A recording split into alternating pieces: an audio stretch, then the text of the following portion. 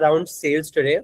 And the first thing that I actually want to start with is asking you guys, what do you all think sales is? Because I am going to say something that might sound very strange for a sales workshop and not exactly what you all think. So most of you don't actually have a sales problem. You have a lead problem. And let that sit with you for a moment, that sales is the masterclass, but we have a lead problem. Understanding exactly why I said that is something we'll be digesting in this workshop today. So let me see a quick show of hands. How many of you have been on a call where you felt like the deal should have closed, but it did not? I see 2 hands going up. I see 5 hands going up. I think it's been a lot of us who have been on calls where the deal should have closed because we've given all the information to the prospect and it did not close because we don't know why. Maybe the prospect didn't have money, maybe the prospect didn't trust us enough, maybe the prospect did not know who we are. See, if your offer is clear and if you pre-qualify a prospect before the discovery call, the prospect comes pre-sold. But the moment you think that the prospect already is going to come on the call and close without giving them enough information beforehand, you've lost the deal. And that's exactly what I'm going to tell you in this workshop. I'm going to walk you through how your sales process should look like, how your sales cycle should look like, and how to identify the correct prospect for your own business. Right. So almost everyone has been ghosted by a client or a prospect on call. And here's the thing. It's not a closing problem at the end of the day. It's an entire setup problem.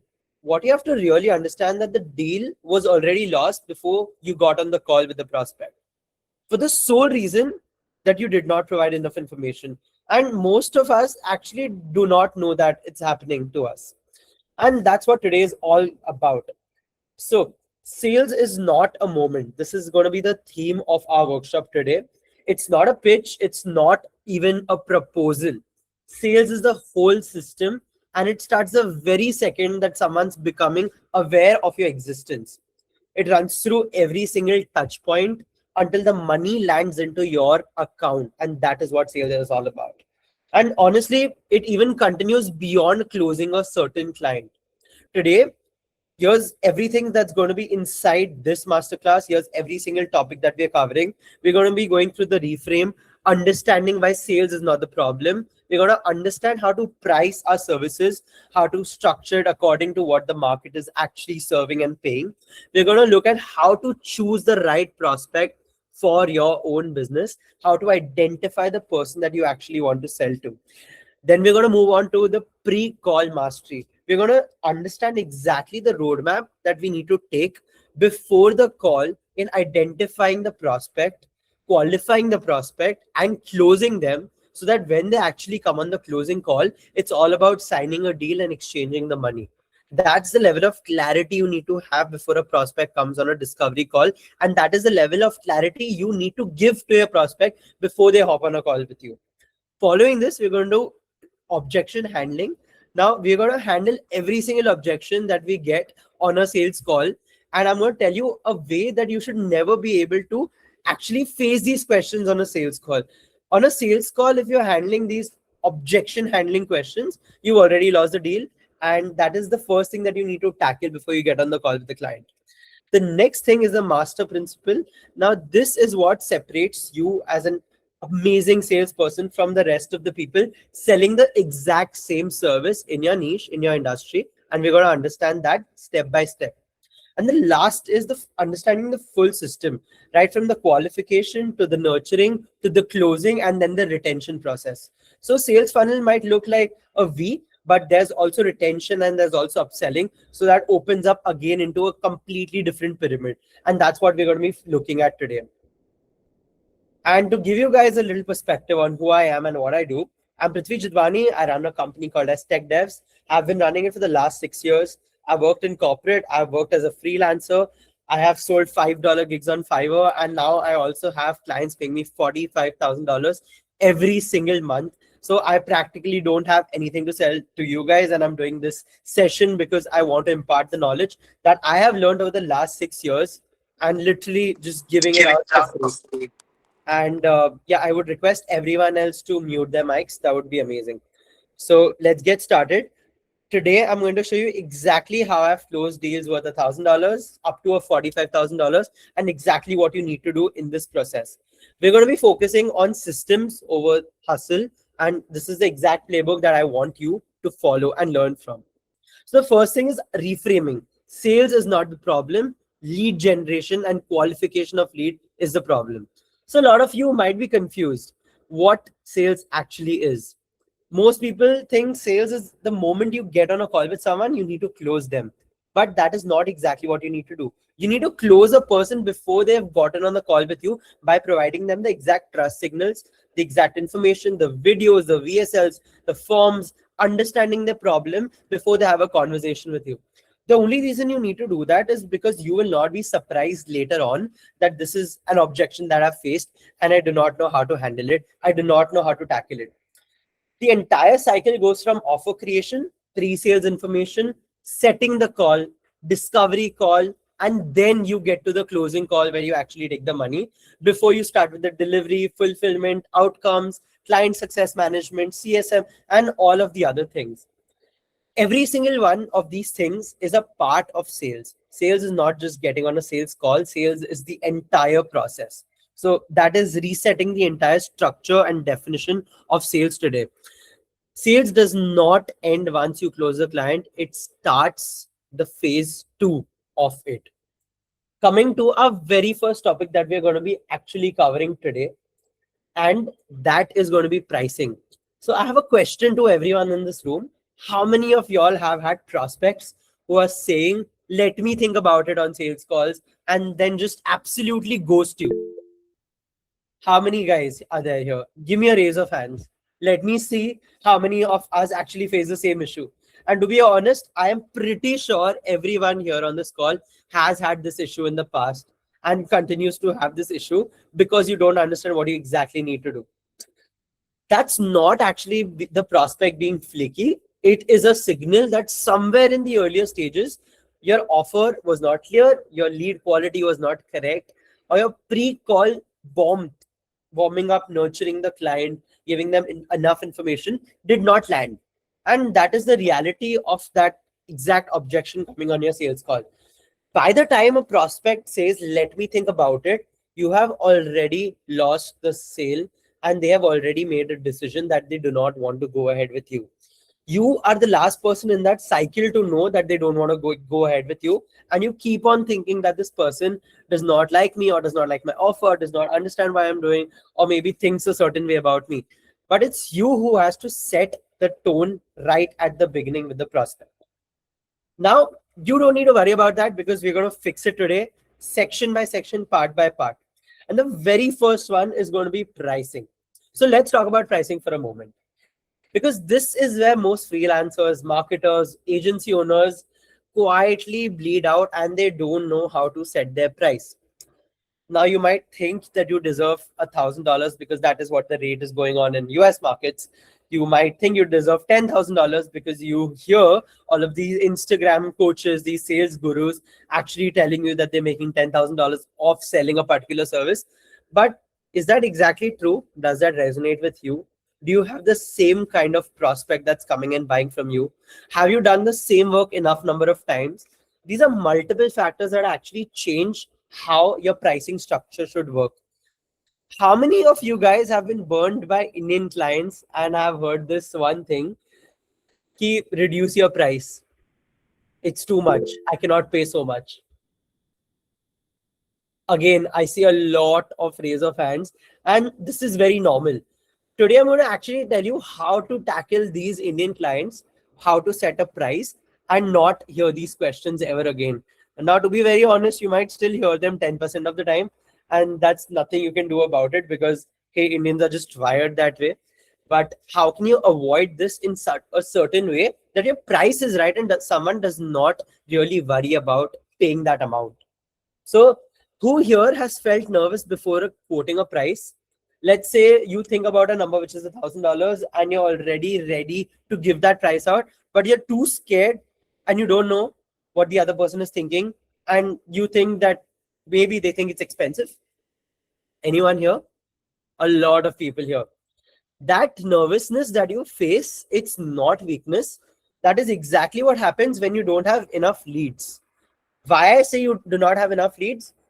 Think about it for a moment.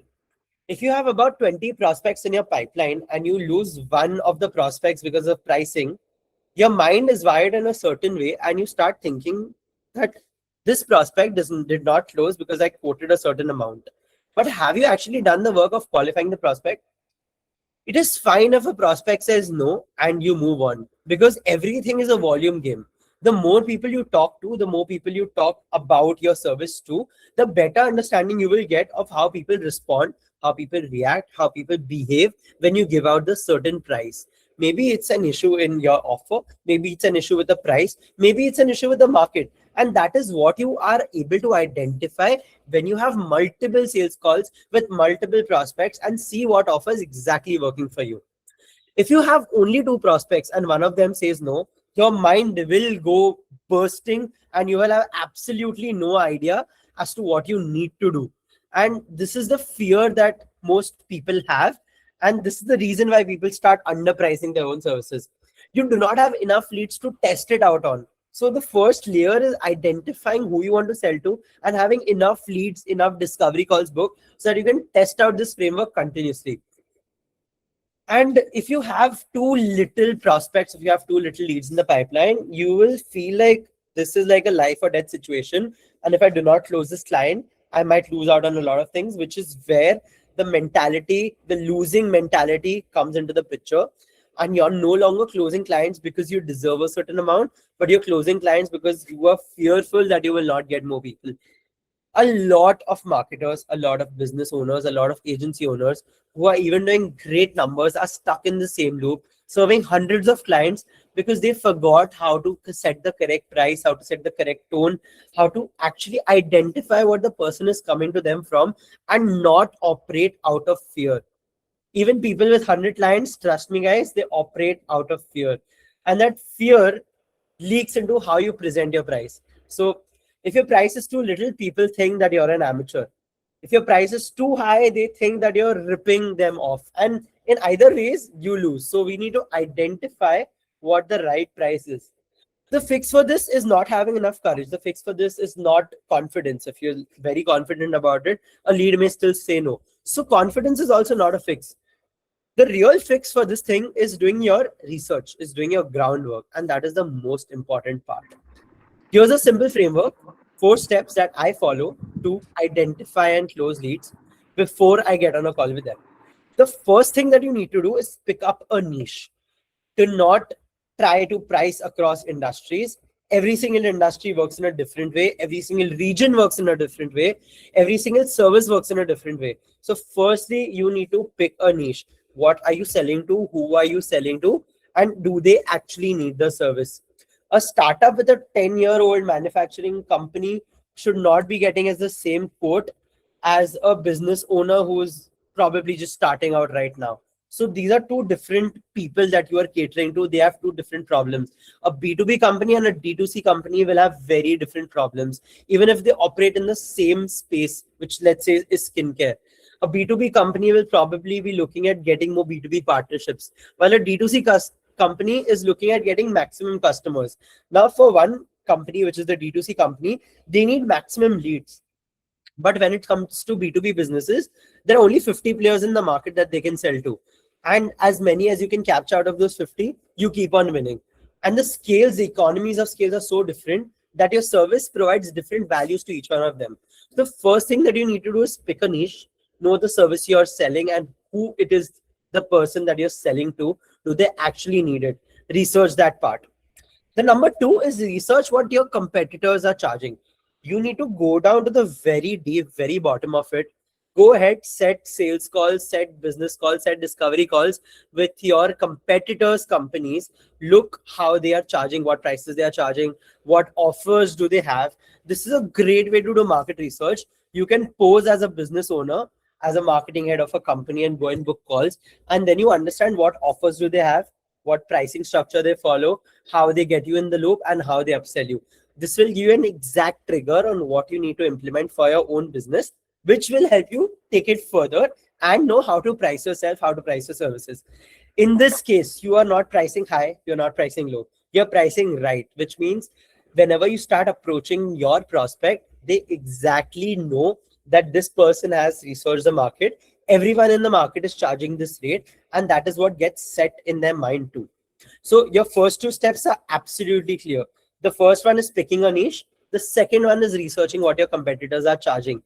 You do not need to match your competitors' pricing blindly, but it will help you understand the floor and the ceiling.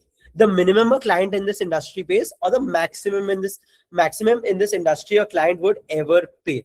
If the industry is such that a client will never pay more than 10,000 rupees or like $10,000, no matter how much more you charge, they will not pay you even if you've got credibility. Maybe a 10-20% premium, but that's all you're going to get. So have that thing in your mind registered for once and for all. And know that gap in the market. India pricing is always going to be significantly lower than than international pricing. So no matter what you think, how you think about it, uh, Indians will always end up paying you way lesser than what you will get outside the country. To give you a perspective about this market, I will tell you exactly what works for me. So in the Indian market, no company, no matter how well they're doing, will ever pay more than 4 to 5 lakh rupees for an SEO agency every single month on a retainer. No company, I'm talking about the Fortune 50 companies, I'm talking about Nifty 50 companies. They all have a budget of up to 4 to 5 lakh rupees to pay a person to get a job executed for them, or they will do it in-house for a slightly higher price, which may not make sense to them, but they would rather do it. When people are outsourcing things to agencies, there's a certain limit. Let's say in the SEO space, it's about 4 to 5 lakhs for enterprises. For D2C companies, it's anywhere between 1 and 3 lakhs, depending on the deliverables that you're actually giving them. So I have identified what works in the country. I've gone through multiple offers, and this is what the Indian market would pay. Coming to the US market, it's a completely different space altogether. The baseline for my services for the same kind of people that I would charge, let's say it's a D2C brand, they would pay me anywhere between $8,000 and $10,000 every single month, because that is what the price is in that region, in that country.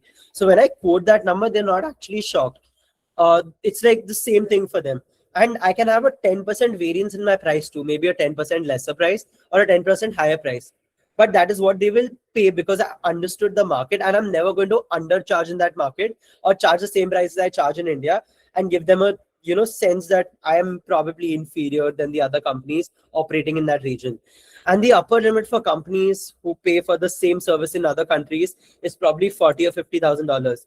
You can see the variance. In India, it's 4 to 5 lakh rupees at the peak, but outside the country, it's 40, $50,000. So you should definitely choose your market, identify the niche, and target that exact prospect in the exact country you want to work with, because there'll be a huge difference in price always. You cannot go on selling a $40, $50,000 retainer to an Indian client. They will just not buy, and they would rather hire 10 agencies, because that is what is possible in this country. So the third thing that you need to follow is how you present your deliverables. You need to make sure that your deliverables look very, very, very detailed and very valuable. Now, this does not mean adding a lot of junk into it. It does not mean adding things that are absolutely not necessary. It does not mean lying about what you're going to give them. It's not a simple presentation that you need to show them. You need to frame a scope of work in such a way that they actually would buy from you. And the only way that they would buy from you is if you pinpoint the exact problem that they are facing again and again throughout your entire proposal, and pitch that exact thing in the call to them. That is how you present your deliverables. It's not about who has the maximum deliverables. If I am an SEO agency today, I'm giving 30 keywords as a scope instead of 60 keywords, which my competitor is giving. There's a good reasoning behind it. Maybe my client does not need more than 30. Maybe my client just wants to rank for 5 of them. So 60 might be a number that sounds big, but 30 is more realistic that I can give, and they only care about the 5 that they actually want to focus on. And if I focus on only 5 that they want to, and I tell them I'm giving 30, the 30 becomes irrelevant, and the 5 that they actually want becomes the most relevant part. So focus on what the client wants, not on what you are giving out in the market. Your offer can be the same for everyone, just the way you frame it and you structure it is different. The service is the same. Let's be very honest, guys. If you run a video editing company, you are going to give out 30 or 60 or 90 reels a month to your clients. But if you tell them that I'm creating highly engaging pieces which bring in XYZ views on every single video, it does not matter whether it comes from 5 videos, it does not matter it comes from 30 videos. You can do probably 6 times lesser work and deliver the same number of views. That is where the key is. The key is in the outcomes that you're providing. If I sell 30 videos as a service, no one will buy from me. But if I sell 1 million views, and I do not tell you how many videos we might need to go through, but I'm going to get you 1 million views, what is going to make you more excited? Anyone here who thinks 30 videos is much more better than getting 1 million views? Anyone here? I'm probably sure no one here. So that is what you need to understand. Promise the outcomes, don't promise the deliverables always. People care about the outcome way more than the deliverables. People care about making money. People care about making ROI. People care about visibility. People believe in visual numbers. People believe in visual details. People believe in what you show them. No matter how much work goes into getting it done, people believe only in what you show them. And the fourth and the last thing that we will be looking at in this framework, which is going to be a pricing framework, is going to be account for where you are in your credibility journey. Now, I faced a huge problem when I was starting out. I was just new in the market. I was a freelancer and I thought that I deserved the pay of a person who was probably 20 or 30 years of experience into the industry. And that is where I learned a very important lesson. The more time you spend doing something, the higher your value is in the market and your credibility compounds, which gives you the right to charge a certain premium. But if you go charging that from day one, you will never get the price that you dream about. You don't need to dream about things when you need to look at things more realistically. So your credibility, your years of experience does 100% matter, because the more years of experience you have, trust me, you can charge 8x multiples of what you're charging even as an agency, and it would be 10 times simpler to close a client. That is what credibility will buy you. No case studies means a completely different conversations and having 10 strong ones. If you're a freelancer just starting out and you have like absolutely no case studies, you need to build them up from the ground. And if you start charging a high retainer thinking of building case studies, it is never going to happen. You will never close your clients, and that is a huge loss for you, which I probably don't want you to take. So yeah, this is exactly the 4-step framework that you need to follow. Here I have here I have posted it clearly. You need to look at choosing your niche, researching your competitor pricing, matching or curating your deliverables according to what the industry is asking, and account for the credibility tier where you are in your journey and how long you've been doing it, or how long have you been doing it in a similar market that your current service is from. So that is exactly what you need to look at. Now, let me address the person in the room who's just starting out and does not have proof of work yet. You have two very real options. One, your work subsidized. You need to like do absolutely subsidized work for very little. Never work for free. I'm not a guy who will tell you to work for free. Work for very little money, even if it's your first project, just to get a case study in a specific niche, just to understand how your consumer works in that niche. What is the real pain point? Identify everything from this case study and probably get a clear proof of work, a concept ready in your mind, ready for your practical execution across different clients. Here, I would also recommend you to work with a complete stranger who has no obligation to be nice to you. If you're starting out, I do not want you to work with a family, a member or a family friend or someone known in your network, or probably a friend's dad or friend's mom or their company. I do not want you to work with them. I want you to work with an absolute stranger that you've met on the internet, that you found on the internet, or they have found you and they want to work in solving a particular problem. This way, you will never hear only good things about your work, but you'll hear real things about your work, and that will give you constructive criticism to actually move ahead in your career and understand how to give a particular service, how to deliver a particular service. Two, you need to pick a channel for lead generation. Now, a lot of people don't know how to go about it, what channels to pick. Should I do a cold call? Should I do a cold DM? Should I drop a cold email? Should I go on Upwork? Should I go on Fiverr? My friend got a client through a referral. Should I rely on referrals? Should I wait for someone to find out that I exist and I'm giving this information. What should I do? I have absolutely no clue about. This is what 90% of the people are facing an issue with. It is decision fatigue. And I will tell you something that you need to realize today. Start with one channel, and trust me, if you have been giving it exactly your 100%, that channel will get you all the outcomes that you're looking for. That channel will get you customers. I started out my journey on Fiverr. I got my first $5 client, $10 client. I got my first $200 client on Fiverr, and then I met a person on through Fiverr who asked me to come to their office. And in the course of the next 18 months within the same city, I probably did about 60 lakhs in revenue. And I was in college. I was a 21-year-old in college. So if I could do that in college, find the right person through that, absolutely focus on one channel to get your customers, and only diversify when you have completely lost access to newer people from that channel, or if you want to diversify into scaling your company. I started from Fiverr, then I started getting referrals from family friends, then I started reaching out to people, did a lot of cold emailing. Did not work out for me at the beginning because I did not have the right tools. I did a lot of cold DMs. Nobody believed me because I did not have enough social proof. Then I did a lot of cold calling. I did 1,200 cold calls, and I closed 3 clients after that. I spent about 25,000 rupees just doing cold calls, and I had like very little money left in the bank. I had left my job at that point. So I literally focused on one medium and I did it in a great volume. That got me clients and that got me traction again. After which I started posting content on one account. Then I started posting content on 3 accounts. Then I started posting content on 5 different platforms. So it's a journey because I wanted multiple leads. Now that I have a system in place, now that I have a sales system in place, I have a backend team fulfillment in place. Only after that was I able to actually diversify into different channels. So start with one and diversify into multiple when your demand increases. That is how you should look at your pricing structure, and that is how you decide how much you're going to charge. And once you've identified, which is the number 2, once you've identified your outreach channel, focus on delivery, focus very clearly on delivery, and focus on making your clients happy about it. Now, I have been working on a particular tool that I wish I had access to back in the day, which is a cold outreach tool. And after this meeting, I'm going to drop like a waitlist form for you guys. If you all are interested, this tool basically helps you reach out to people through cold email and through cold LinkedIn messaging, LinkedIn outreach entirely. It's systemized for you. It's in one place for you. And you just need one platform.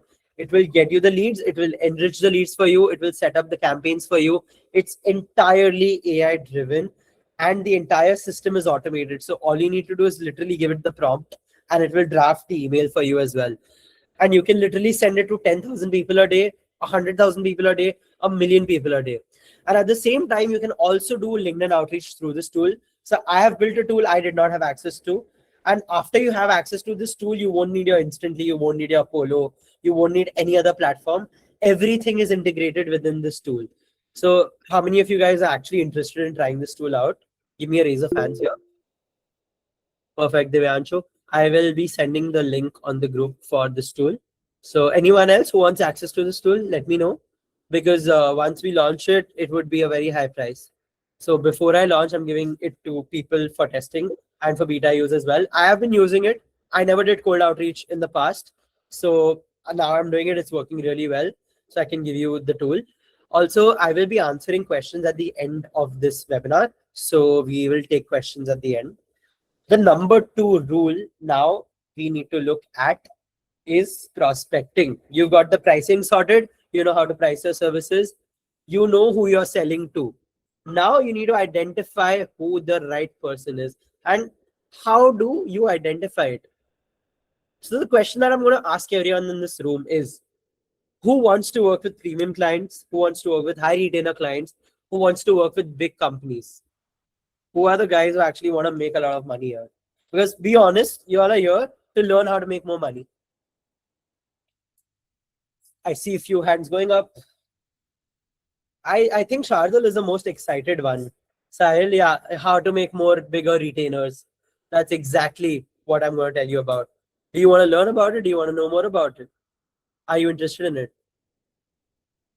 Definitely. So good. So here's something that nobody will tell you about rich clients and billionaire clients, because I have seven of them. I'm able to tell you. I'm going to tell you exactly something about them that you're going to hate.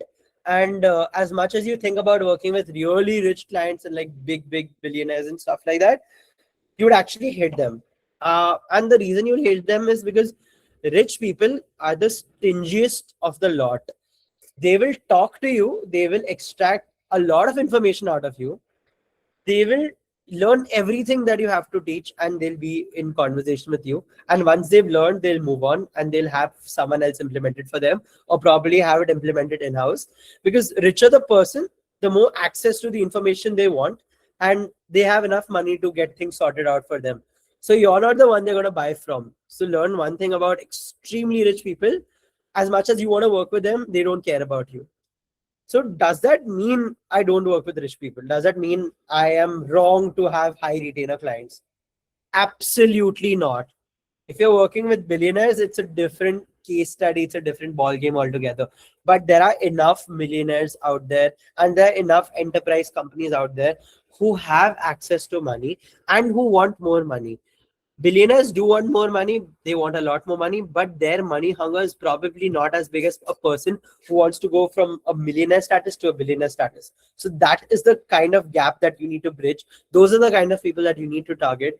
People who already have done significant in their life, but they have got enough ambition and enough hunger to want to do more.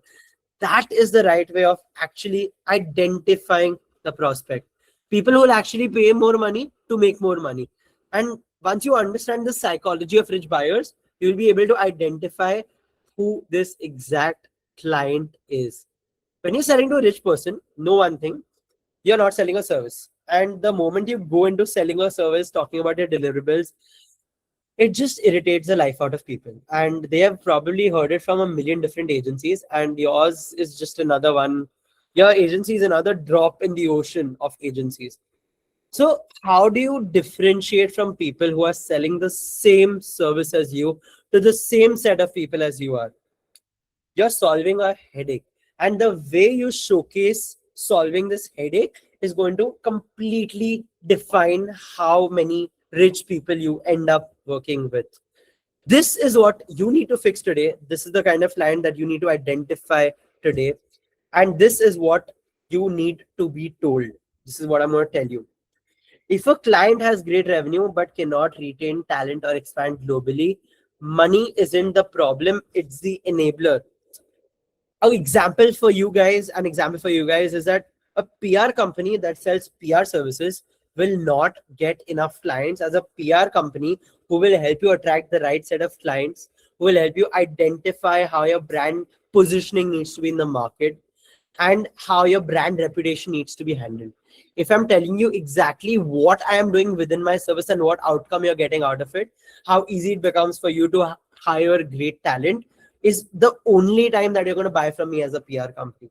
If I tell you I do these XYZ services, trust me, no one is interested in knowing them, and they will just not consider you as someone that they should even talk to.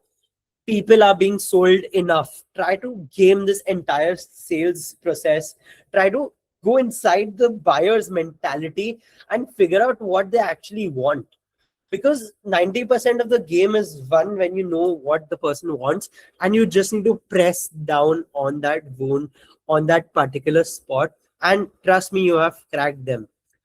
Another thing that you need to understand is big retainers are not earned on day one. What do I mean by big retainers are not earned on day one?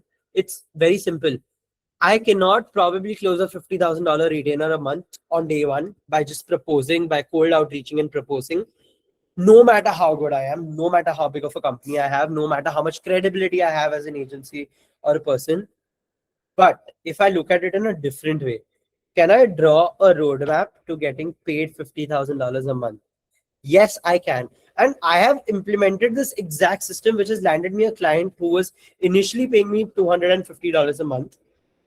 But over a course of 6 months, they were paying me $45,000, and I was managing their entire business, online business in the SEO and the website development space. And this is still my retainer client to this day. My retainer client is paying me more than what probably I would say agencies in India aspire to do. So hear me out, because I have closed someone who's doing significant revenue. And the only reason I closed this client in the beginning was because A, I over delivered, B, I did not over promise at all, and C, I linked every single action of mine to a revenue output that I've delivered to the client. Before the client came to me, they were doing about $20 million a year in offline revenue. After we started working together in the course of 6 months, they are currently on track to do $24 million in revenue offline, just because of the activities that I did for them, which were online. I went from handling one outlet for them to handling 10 outlets for them to 20 to 45. And then the entire door opened. I went from delivering one service, which was Google My Business, did the entire website again, sold them on SEO, sold them on local search, and they're literally my client now. They're not going to leave just like that. There's a good chance that they leave, but they're not going to leave just like that. So I identified a small pain point and I narrowed down that exact problem that they had. And I actually did at least $2,000 or $3,000 worth of service when I only charged $250, because I understand one thing, that is relationship building always works in sales. The longer you can retain a client, the more money you will make out of them and the better relationship you'll have with them. Just think about it. A client paying you $10,000 a month has a lot of money, which means he or she also deals with other companies who can pay you the same amount, which means their circle is such that if they can afford to pay a service provider $10,000 a month, which is roughly 9.5 lakh rupees today, they can pay that amount out as a business expense, as an investment rather than a business expense. They also have friends who can do the same. So your referral value goes up. At the same time, your client lifetime value, your CLTV, will also go up because you're collecting more money from them every single month, and they have absolutely no reason to leave you if you're doing all of these things correctly. So you need to identify the prospect who has the capability of paying you that amount. You need to start small and you need to deep dive every single month with them on solving the problem. Problems change every single day for companies. If you're not in touch with people, if you're not in touch with your clients, asking them what's new, what's changing, what's happening, how people behaving to their brand, you will not be able to identify what you actually need to sell to them or what problem you need to solve for them. Now, I don't do PR at all, right? But I was told that the client is getting a lot of negative backlash. So I did Reddit marketing for them, and I also got a PR agency on board, which I paid for from my own pocket, and which was much more than my client retainer. But I actually quashed those negative comments that they were getting online, the hate they were getting online, and I flipped the narrative entirely. And I showed this entire process to my client. Not only did I get the money back for my entire PR spend, I showed them what I could do. I showed them I cared. I over delivered when I identified a problem. Yes, it's very risky to put your own money and get a lot of work done for people. But if you can see potential and if you have the access to some money and you're really there to solve a problem, go ahead and do it. And trust me, you will thank me later.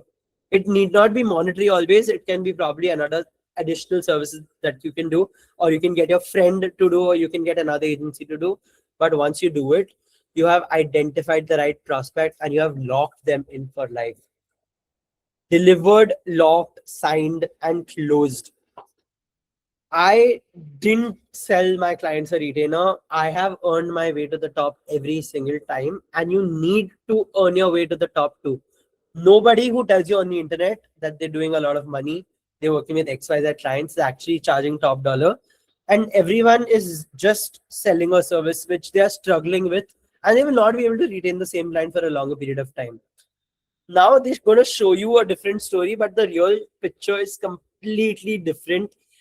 It is a long-term game. If you want to run your business for a long period of time, you will make long time money, and this will compound. So keep this in mind.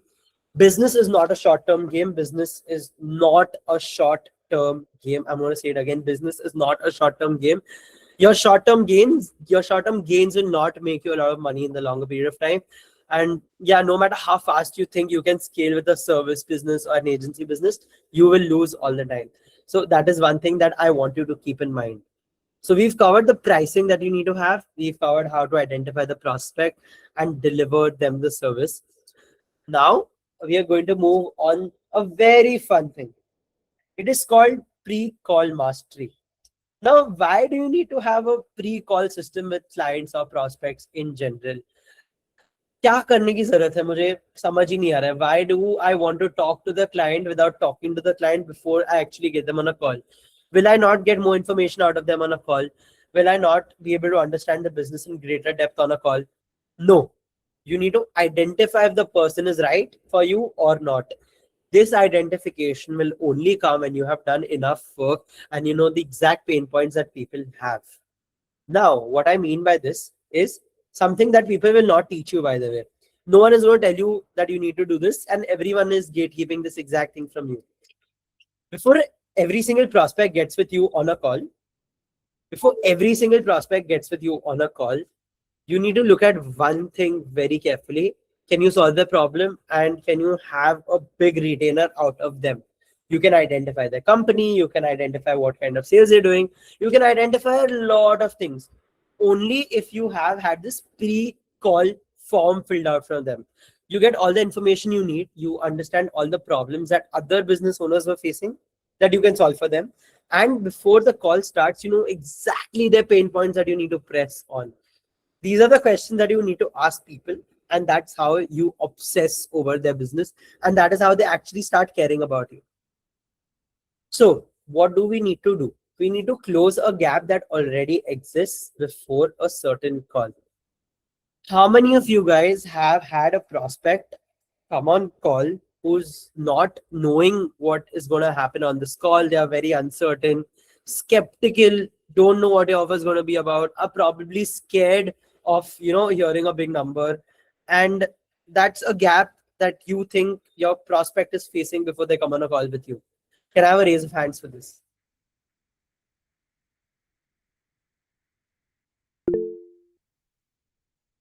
I see hands going up in numbers right now. See, guys, this is a very common problem. Customers are usually confused about your offer. If you do not tell them A, the outcome, B, the services, and C, what it is solving for them, they don't care about you. Trust me, they do not care about you. They will come on every single call with you. They will talk to you on call, waste their time, waste your time, not close. How many of you guys want clients to not close after they've come on a discovery call with you? Again, I see a lot of hands going up. You do not want people to come on a call with you and not close, right? You want people to close on a call whenever they are coming with you. You do not want to make them unaware of what problem you're solving. So this is exactly what you do before your discovery call with them. A discovery call is not a closing call. A discovery call is an information call. A closing call and a discovery call are two things that need to completely be separated from each other. And a pre-call mastery is only for identifying if the person is worth getting on a call, if they have enough problems that you can solve, and if they have enough money that you can take from them. Very simple. पैसा है, yes. Problem है, yes. Discovery call पे लाओ. Discovery call पे एक बार आ गए, फिर closing call पे जाएंगे हम. Yeah, if you can close them on a discovery call that they have given you in the information, you have the proposal ready, everything is good to go, close them right then and there. That is the exact way to go about these things. So everybody obsesses about what to say during the call, what to do in the close, how to handle objections when they're coming up. But I think in this pre-sales mastery, pre-call mastery that you do, is you handle all objections before the client even comes up with it to you. And that is the right way to go about it. Think about how your prospect arrives to your call. Think about what is going on in their mind. Think about why they are coming on a call with you. They probably saw some value. They probably solve a problem that they're facing. And they probably think that you might be a right fit for them. But the real question is, are they a right fit for you? Are they the people you want to get on a call with? Is their business at a point where you can actually help them grow? Are they in a phase where you can actually, scale them up? Are they in a phase to pay you money, or they'll come on a call and be like equity le lo mere company mein. Yeah, I'll pay you a certain amount less right now, but I'll pay you more later. How many of you guys go on calls and then clients are like, we have a long-term relationship to build with you. We want to do business with you for a very long time, and we want to actually work with you in the long run. How many of you guys hear this thing on sales calls with clients? I think the hands are going to blow up on this one, because this is one of the things that people have always been, trained to say on a call. People are going to come on a call with you. They're going to waste your time. Hear me up. People are going to come on a call with you, waste your time, tell you that they want to work with you long term. And there's only one way to handle this objection. That is agreeing with them and telling them that the only reason I am actually giving you this price is because I want to work with you long term. Trust me, the moment when you say that you're giving this price because you want to work with them long term, you have handled this objection completely. They have nothing more to say to you because they are at the same level as you are. And then the objection that they might have, the escape that they think they have, you've already closed that gap. So the only thing for them is, are they going to pay now or are they not going to pay now? So that is one objection handled for you guys before the call. There are three ways to close the pre-call mastery gap. There are three ways. The first thing is pre-qualify your prospect aggressively. Be very, very, very strict with who you get on a call with, because you can have 100 calls, you can have a 2% closing rate. You sign only 2 people out of 100. Or you can have a 30 calls only, which is a third, 30% of what you usually do, and have a 50% close rate. In the second case, you've closed twice the number of clients. No, you've closed 50% clients that you've actually spoken to. You spent 70% less time making 50% more money. Now, how many of you guys actually want to do that? A lot of us here want to do that. A lot of us actually want to make more money, spend less time on closing clients, and work with a limited number of people who are not a headache in our business. And the only way you can actually do this is if you pre-qualify aggressively who you get on a call with. Now, how to pre-qualify is you need to have enough number of prospects to get on a call with, which takes you back to the number one thing, that it is not a sales problem, it is not a closing problem, it is a lead problem, a lead generation problem. So that is the first part, first layer of sales that you need to tackle before you've come here. You need to figure out your lead generation. I'm going to give you a tool to use, and then you're going to come here. Then what you're going to do is you need to protect your time, every single minute of it. Every bad call you take, you have wasted a chance to take a good call, and you wish you didn't take that call. And if you have enough prospects, if you have enough leads, trust me, identify and remove leads that do not fit your particular pricing criteria. I do not take on clients who don't have a $1,500 a month budget. And it's not like I cannot cater to, or my team cannot cater to, or like they are bad people or something like that. It's just that we protect our mental peace. And even after that, we qualify, disqualify clients based on if we can actually help them. So the first is knowing the budget. The second is knowing if you can deliver the service. If you do not know their budget, which is the first thing you should know, it does not matter what service you want to deliver, they will never be able to pay you for it. So first thing is identifying the budget, having a particular set of clientele come to you. The second thing is you need to distribute this information in advance to your prospect. You need to tell them about your case studies before they come on a call with you. They need to watch your VSL, your video sales setup, before they come on a call with you. They need to look at your funnel before they come on a call with you. They need to see your testimonials before they come on a call with you.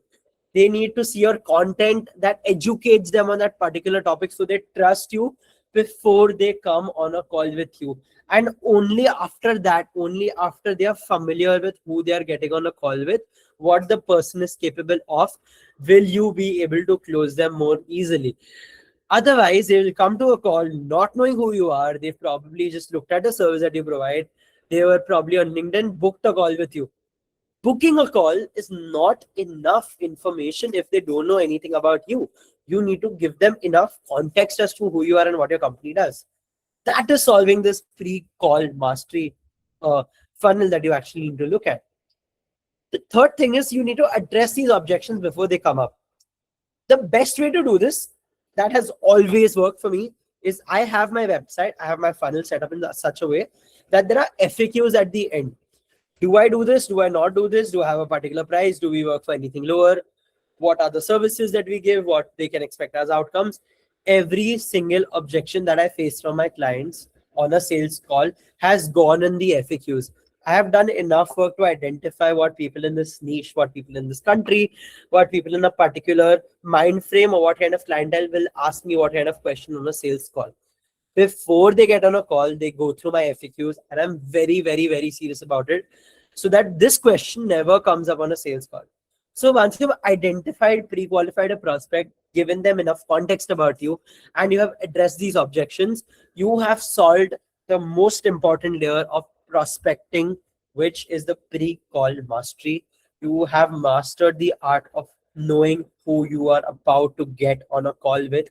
And this is going to be a very, very important thing for you, or your sales call guy, or your appointment handler, or your closer. This is going to be absolutely important. How many of you send any kind of information to a prospect before a sales call? Because I have asked you guys to send it, but I want to know how many of you actually send it out. Kalyan, I see just one hand. I don't know why you guys don't send out this information. Like a case study, a video, absolutely anything. Do you guys send that out before a call? Anyone here? Absolutely no one, guys. This is very important. If you did not before this meeting, before this exact thing that I've told you, start doing it now. Your close rates will go up. I train people, I coach people. Ask me about it. A lot of people who work with me tell me this exact same thing. They started following the basics. They started following what actually people like, and they started closing more deals. This is very simple. This is filling the absolute gap, the certainty gap, the contextual gap that is existing in the client's mind before you fill it. You need to information dump them with enough things that they know who you are. Guys, you're asking a stranger to pay you ₹1,00,000 a month. You need to give them enough context, enough reasoning as to why they should do that. And if you don't tell them who you are, or what you do, or your case studies, or anything about you, why do you expect them to come on a call with you or close on a call with you? Your expectations are wrong in that case. So start expecting less and start doing more, and you will be in a much better place. Now, another objection that I usually have, or I get, or I've heard people that I coach get is, I have to talk to my partner, or let me think about it. How many of you hear this on a sales call? Prospect is like, I have to ask my wife. Why? Why do you have to ask your wife? These guys are not going to close with you. Hear me out. They have already made a decision that they do not want to close with you, and they want to run away from the sales call. That is not an objection that they're giving you. That is a signal that you have failed in identifying the person you've gotten on a call with. It's a you problem. It's not a client problem. Is not a decision maker. If you do not have the person as a decision maker, then you ask them before the call, are you the decision maker? Because this is the call we're going to be closing the deal on. And I'm going to give you all the information beforehand. If you're not the decision maker, if you're not the stakeholder for this, I would like to request you to get the stakeholder, and we'll realign that exact meeting or reschedule that exact meeting before you get to the right person who's going to come on the call with you. That is what pre-call mastery is. Knowing who you're getting on a call with. Will it close? Will it not close? And those lines are not the problem. They are the symptom. If the client tells you that I have to talk to my partner, the real problem had already happened 3 steps back, which is going to be a lead identification problem. Either you've not identified the lead properly, or you did not have enough information given out, or you did not do the one basic thing that you're supposed to do and make them feel FOMO. Make the lead feel that the problem is painful enough to them to actually be solved, and their life is going to change. They're going to die if they don't solve the problem. That is the extreme you need to go to. If you do not solve it today, your company is not going to grow. You need to keep people in FOMO. You need to make them aware of this fact that they're not going to grow in their personal life. Ask them their dreams and aspirations and use them at the end in this closing. That will help you a lot. Sales is not about manipulation entirely. It is about persuading a person to come to the conclusion themselves by asking them the right questions. Ask them what they aspire for, and at the end, ask them how do they plan to reach there. And eventually, they'll give you the exact roadmap that you need to follow to close this person. Very important, beautiful, and always works. I will go on any call and I will close them. I have a 70% close rate at the moment because my identification is really correct. The other 30% is a bunch of different factors that even I optimize for every single day. And I probably ask a lot of my clients that, and my prospects, what is that exact information gap that they felt if they did not close on the call. Mostly it's people not having money, and they lie about it before you qualify them. But yes, you do get to know at the end of the day. So you need to ask more questions to identify, and you need to do a little more research to identify if they're the right people to even get on a call with. Now, diagnose this problem, understand what is happening, and I'm going to move on to the most important section. I did mention that I coach a lot of people, and I do this for four people every single month. For the month of June, I have 4 slots that I actually want to give out to people on this call. I'm going to be personally coaching you on setting up systems for your own company, because I've set up for mine and I have a beautiful CEO and I have a beautiful operations team that are actually taking care of it. So I do not need to look in my day-to-day business. My lead generation, lead pipeline is completely sorted. So that's what I help business owners with. And exactly how to make more money out of the same service that you give, how to repackage the entire thing. I consult business owners on this as a business coach. And if you are someone who wants to learn this from me, do reach out to me. This is a paid thing, of course. I'm going to help you set up your inbound, outbound funnels, help you identify an offer, test out enough offers to tell you what actually sells, what works, and how to scale that thing. I'm going to help you with your fulfillment till the very end of it, and your customer success management, so that you can retain the customer for longer. And overall, your business is going to get one-on-one access to me. This is for limited hours every single month that I work with people, business owners, one-on-one. So if you're interested, do reach out to me and we'll talk about this later. You have my IG. I'm on the group. You will find my number on the group, WhatsApp group only. So you can, reach out to me for this. Moving on to our absolute favorite section. Everyone here, I think, will be extremely excited to know about objection handling. Your price is too much. My wife does not want to work with you.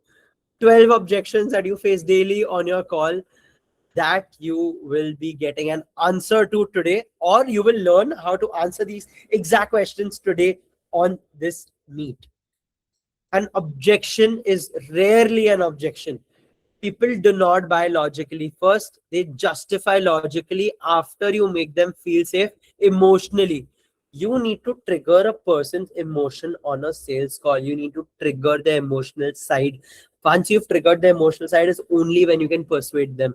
If you try dumping information, a person may not close. If you do not establish a personal connection with someone on a sales call, trust me, you're missing out on closing someone for even more money. All you need to do is have enough trust built on the call, have enough rapport built on a call. It does not need to rush to a close.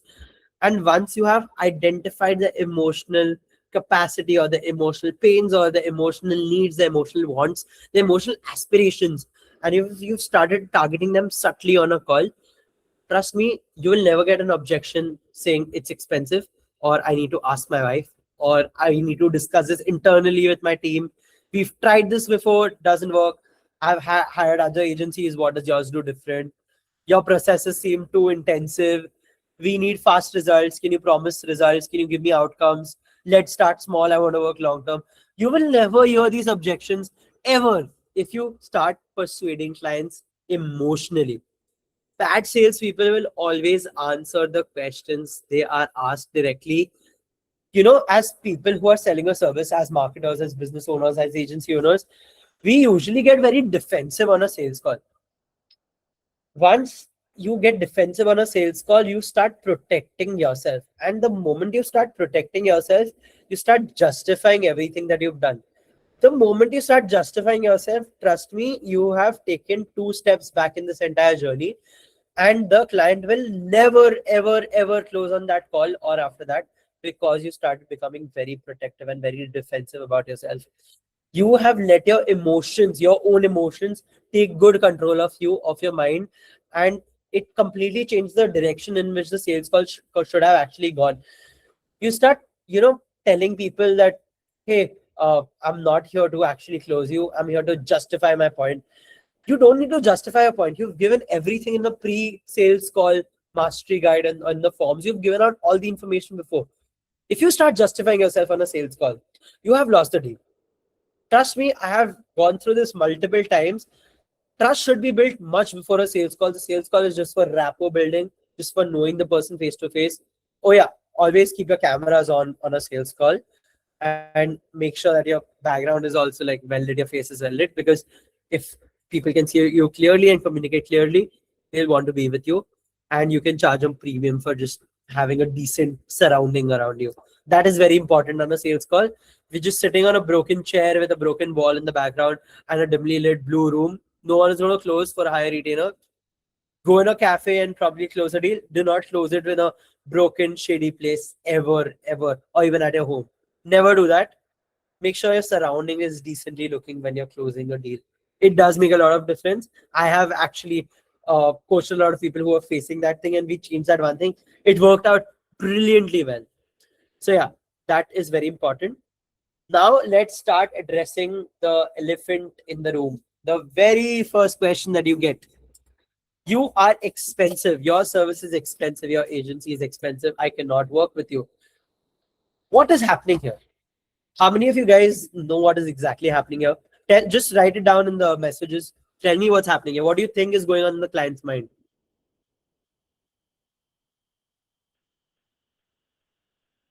I'm going to wait for a minute. They're trying to bargain. They think you're expensive. They're trying to negotiate. They're trying to tell you you are not worth it. They have trust issues. They don't have money, probably. They've been burned before. They don't see value. They don't trust the outcome. They're comparing your line of items with another agency's line of items. They're comparing deliverables. They're not comparing apples to apples. Outcomes are not tangible. No transformation is in place. They might be protecting their ego. Comparison for all that matter. Or they can afford it, but they don't feel the urgency yet. That's it, right? That's all that's going on in the mind. They're confused about their own problem. Now, guys, whose fault is that? It's your fault. It's your fault. You need to know this is exactly your fault, because these objections need to be pre-handled. Objection handling, the biggest thing about objection handling is pre-handling the objections. They should never come on a call. People should know about your price before they hop on a call with you. You have not identified the prospect correctly if they tell you this on a call. You have not given them enough context if they tell you this on a call. The most common objection, and the one people handle the worst, is pricing. You are expensive. The worst thing that you can do is tell people it will help you make more money. This will immediately put any prospect off. This puts you in a commodity territory. People no longer look at you as a problem solver. They look at you as a service provider. And you know what? Everyone hates service providers. Whether you and I like it or not, everybody hates service providers, because the entire market is just behind closing people. Now, how do you handle if this objection comes to you on a call? Firstly, it should not. So let me be very clear about it. But let's say you're absolutely unlucky and this has come to you on call. The first thing that you need to do is identify where this mindset, where this thought is coming from. How I do it is I ask my prospect, compared to what? I'm expensive compared to what? Because they probably have something going on in their mind. Is it another agency that you're comparing me to? Is it another set of deliverables that you've received in the market? Is it your market research? Is it what your friends are paying for the service? Is it what your industry is paying for the service? Is it because you're poor? Compared to what?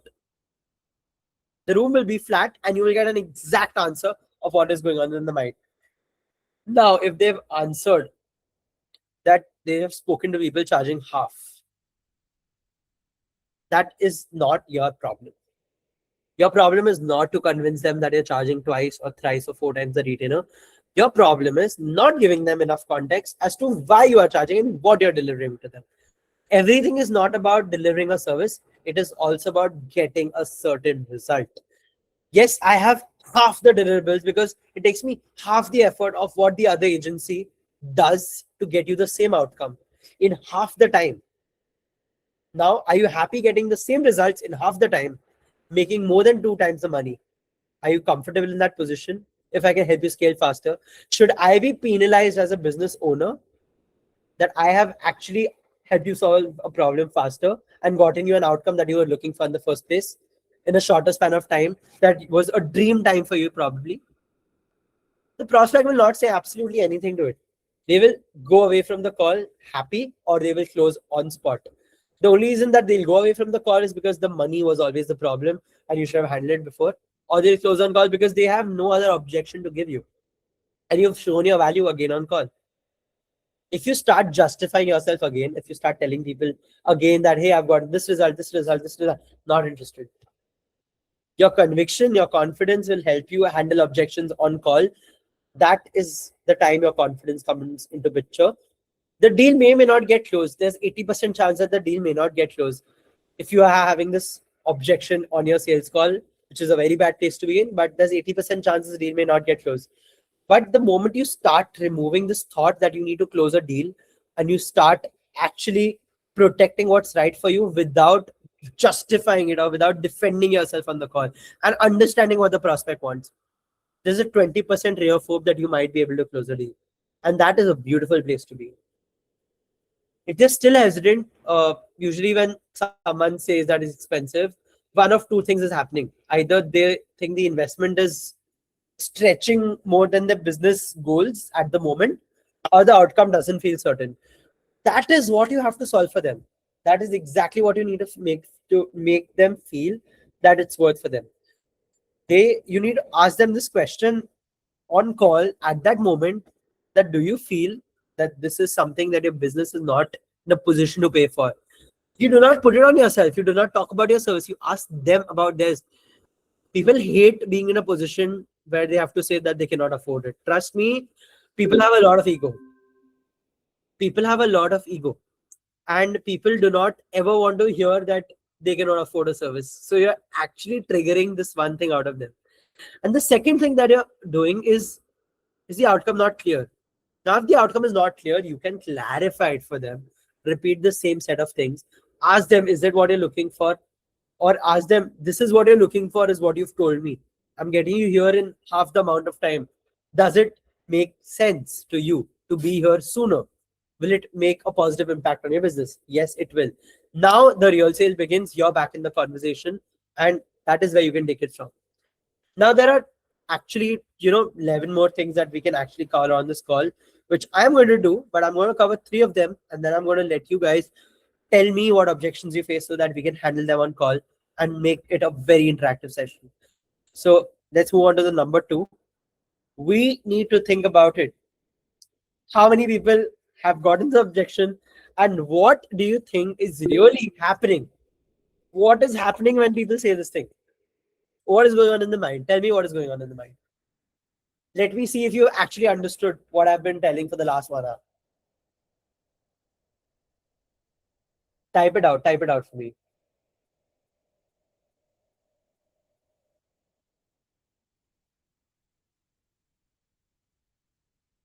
They don't trust you. Yes, they're still unconvinced. They are very overwhelmed by the information you've given them, or they cannot explain this decision internally to themselves.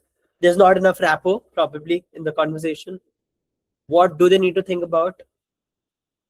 Think about it, guys. What do they need to think about? They don't have this is the solution to the problem. They don't like you telling them, about a certain way to a certain approach, or they think that they can, just say we will get back to you and probably never respond again. The moment someone says we'll get back to you is the same as we need to think about it. They're never going to actually think about it.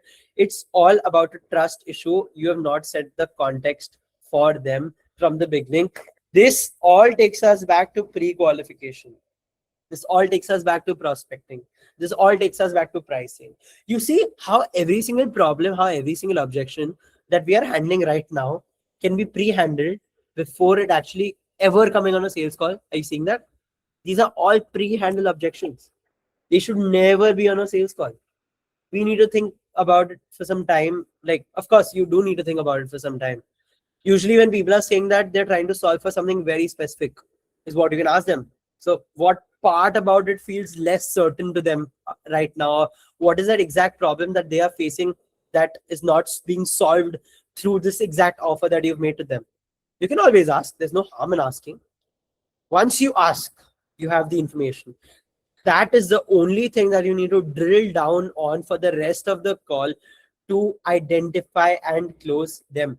They have given you the exact roadmap of what is hurting them and what you need to tell them or what you need to convince them on, and it is done. If they are just price shopping or evaluating options, you can also ask them about what areas they are evaluating people for.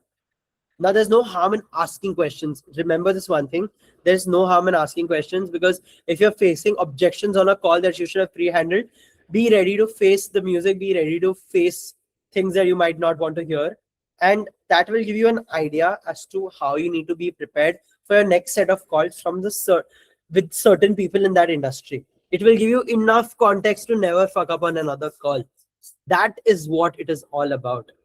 And at that time, they will tell you about their problems. They will tell you whether it's time, whether it's execution, whether it's actually extracting a lot of value, it's extracting a lot of deliverables.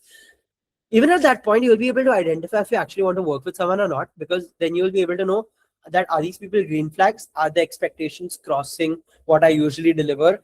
Are they absolutely delusional about what they want? And that is also a good place to be in. You do not need to close every sales call, but you need to make sure that your expectations are being communicated to your client, and your client's expectations are being communicated to you. Sales is a two-way street. There are people you want to work with, and there are people who want to work with you. And you need to identify the people you want to work with, for the sole reason that you will have to deal with more headache if you identify the wrong person. If you start working with someone who's paying you a certain amount of money, maybe 10%, 20% more than what you want, and it has taken a lot of convincing for you to close a client, but you know that they have unreal expectations from you, and they'll be absolutely pissed off at different stages. Trust me, it's worth letting that retainer go, and thank God that you got that objection again on a sales call that you have understood and handled. You do not have to sign every single client you go on a sales call with, and you will only have the confidence to say this when you have done enough sales call, which takes you back to the lead generation, lead pipeline problem. That is what you need to fix. That is how you go about it. So these are the top two concerns that I absolutely see all the time. We've tried this before. Third one: this does not work. We have worked with your competitors. We work in this industry. This service does not work for our industry. Now, if you're selling a service to people in the same industry as the client or the prospects, and they say these lines to you, what do you do in this situation? Tell me, guys. Tell me in the messages. What do you guys do in such situations? We've tried this before. We've been burned by agencies before. We've not identified the right agency. You are not battling a sales call at this moment. You are not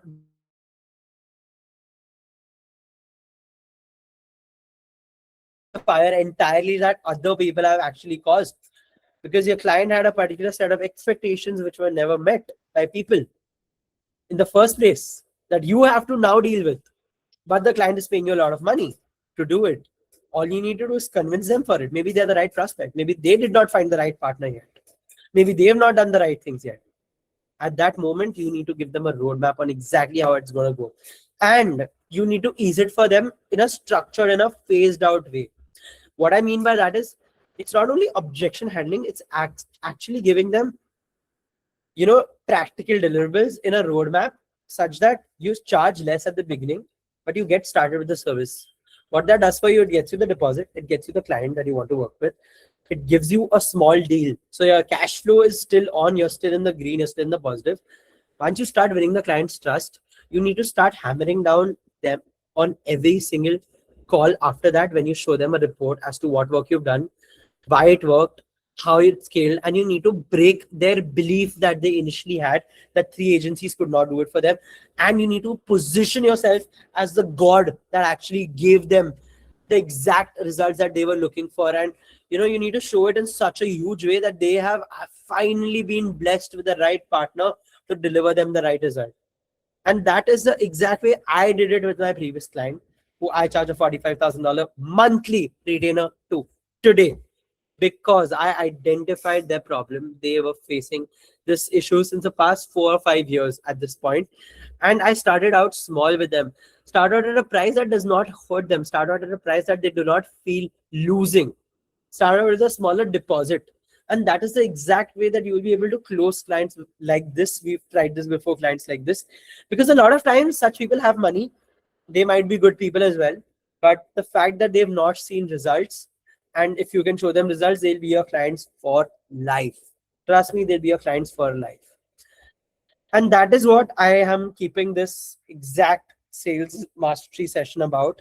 I have about 9 more of these things that I want you guys to actually read through in your own time. And I'm going to walk you through the next big thing, um, which is okay. Let's do one more of them. I actually get this a lot. Send me a proposal. So the fun part is I don't send a proposal to any single client of mine till date.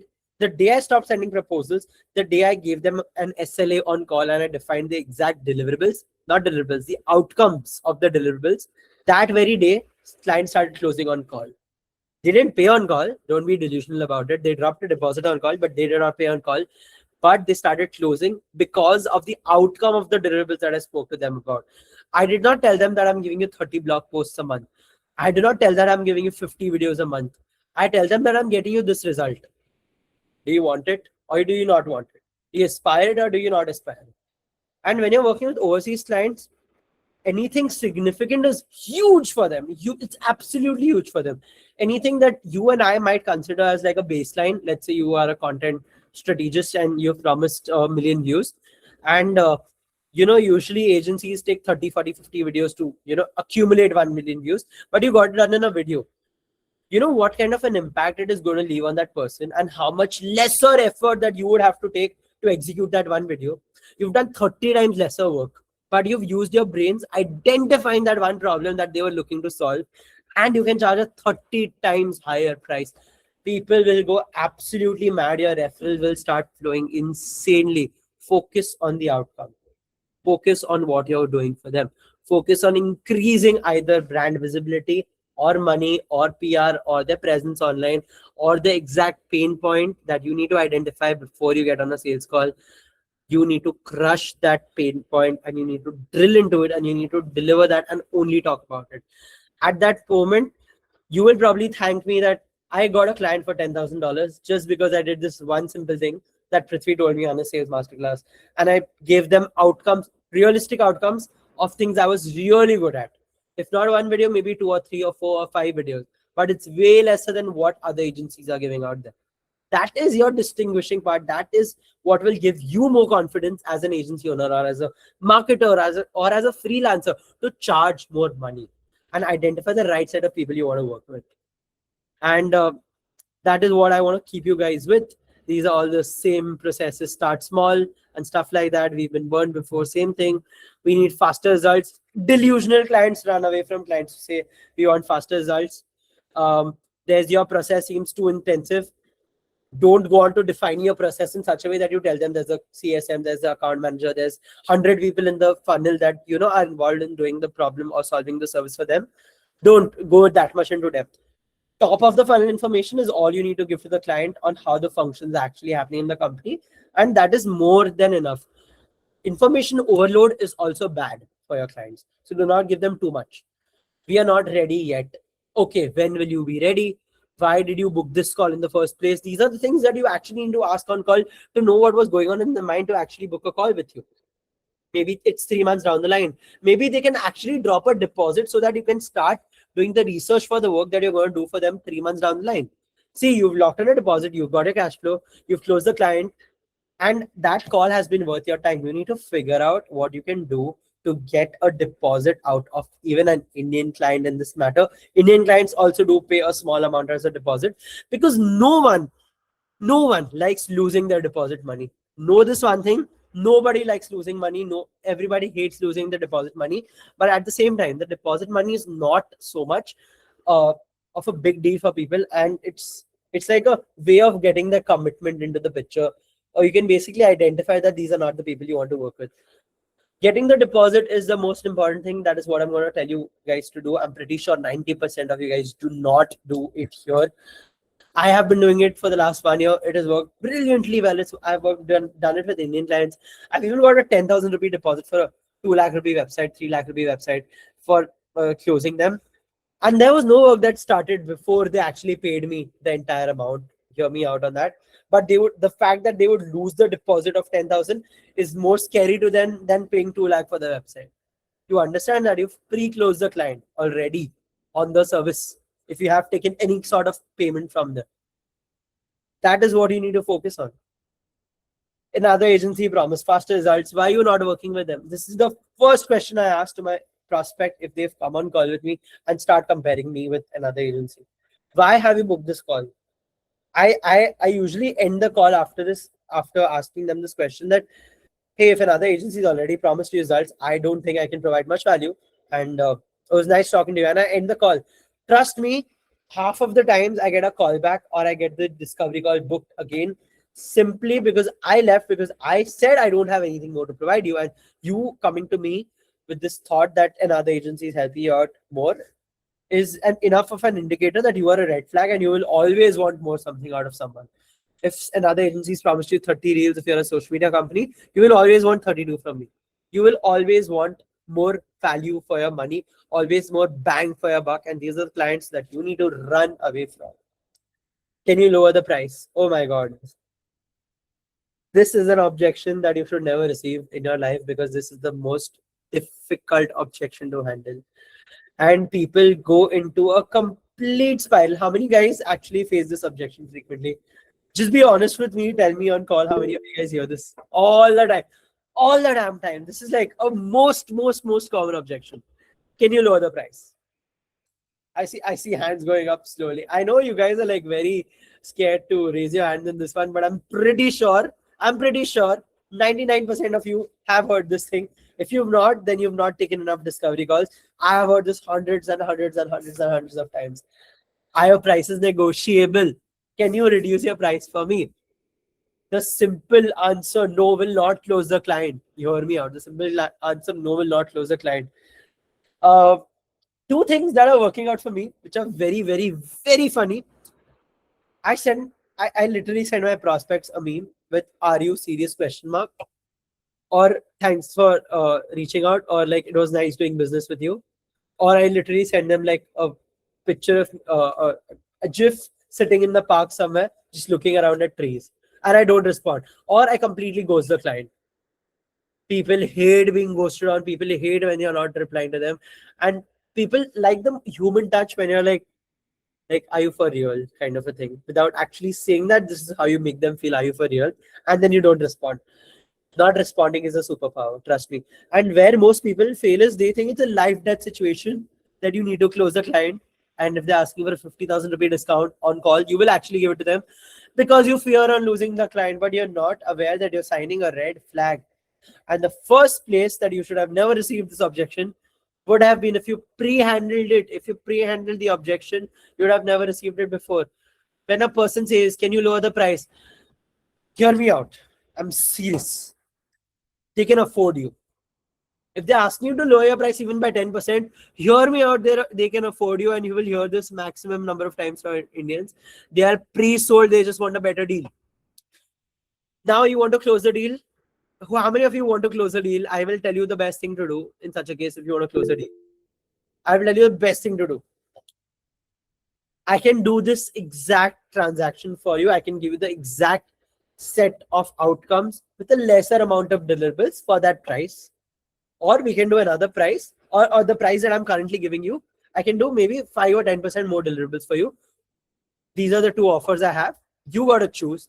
Trust me, either it's people choosing the lower package because, hey, that's how much they wanted to spend in the first place, or they get lured into maybe 10% more deliverables at the same price. So they have gotten a better deal. At the same time, you've actually not reduced your prices. You have not reduced your prices. You've reduced your work as well. So you are winning as well. So, deal making is a secondary part of this, and deal making is very important. You want to close the client, you want the money, you want the payment in full, you want a deposit on call. How do you do it? You find ways to make it work. It is not about running away from your problems always. It is about finding ways to make it work. That is what you want to do. That is exactly how you're going to handle these objections. We need to discuss it internally. Goes back to the same thing. There are not enough stakeholders who are actually going to send a guarantee or like a thumbs up to move forward with it. A lot of clients, a lot of people ghost after sales calls. How many of you guys have been ghosted after sales calls? After the client has closed? I am sure there are a lot. You guys won't believe. Even I get ghosted after an entire closed like committed sales call. Till you guys do not get a payment in your account, do not trust that a deal is closed. And that is one thing that you got to live with. I have gotten a yes from enterprises. I'm talking about big companies, big founders, very, very, very, very well known people who have come inbound, who have not even reached out, who have come inbound. We've discussed, we've negotiated the deliverables, we've negotiated a price, we've come to the conclusion, they've closed on call, and then they just ghost. About this, your system was probably not strong enough, and you need to take the payment on call. This is one thing that I've learned. This is one thing that I've started implementing.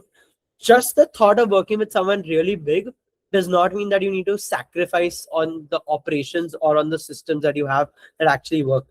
Your system should be the same for absolutely anyone, no matter who comes on call. And this is one thing that took me personally a lot of time to understand.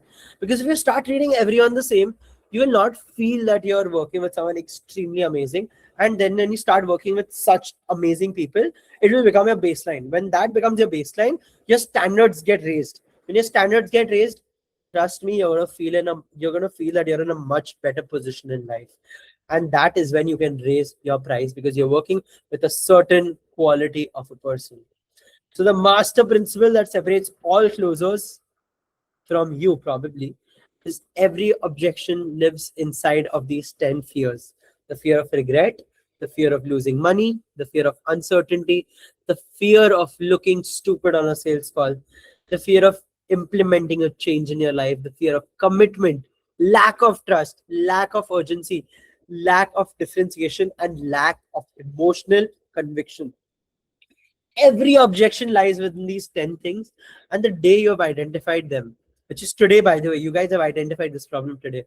So you will never ever face an objection that you cannot handle or you don't know how to handle. When you know the fear, you know exactly what drives the other person and you know exactly what you need to solve. You do not need to solve anything through your deliverables or the outcomes. You need to solve that problem that the person is facing or the blocker the person has in mind. Everything else is just a technique that you know after today. So what separates a bad salesperson from an amazing one? Bad salesperson will answer objections as they come. They will justify the price with money. They will convince the prospect aggressively to buy the service. They talk more under pressure. They start yapping. They start blabbering more and more and more. I think I need to give out more information to the prospect, and they will close. No, you're just pushing the prospect away from you. They will start fighting objections heads on. They will like get into an argument. An argument is the last place you're supposed to be when you're actually having a conversation. What you're supposed to do instead of all of this is decode what a person is saying, what emotion is driving that person, what is the mindset mentality of the person, where are they coming from, and why they feel a certain way about a certain thing. Your goal on a sales call is not to sell your service. Your goal on a sales call is to identify a problem, identify an emotion, and solve that emotion. I have got on calls, sold packages for services that I don't even do. For the simple reason, and trust me, I did not even have enough information on what I was selling. I did it for a few friends of mine, I did it for people I coached. The simple reason was I did not care about what I was selling. I cared about how the other person felt throughout the process. And I cared about delivering the outcome, and I showed them the outcome that they would be getting. I actually dive deeper into their mentality to understand where they are coming from and why they're saying things in a certain way. And I qualified them enough before getting on a call with them so that when I get on a call with them, I do not need to explain them what the service is about. I do not need to tell them what outcome I'm driving. I'm going to ask them, let's get started. Here's the SLA. Here's what you need to do. Here's the payment link. Start karo abhi. You don't even need to wait when you're getting on a closing call with a client or a discovery call with a client. You do not need to wait till that. You need to have all the information beforehand. So that is one thing that you need to understand what an elite salesperson does. They diagnose decision making. They stay calm and very curious, asking the right questions that trigger a certain emotion. How do you understand what things trigger a certain emotion? Have enough conversations with enough prospects and understand a pattern of questions that they ask. When you understand a pattern of questions that people ask, you can identify what they're going through in their mind. and you can identify this might be a problem across a lot of people in this industry and understand where it is coming from in the first place. If you've done that, you've known the game, you know ball, you know how to close them, and that's putting you in the elite list at the top. Ask better questions under pressure.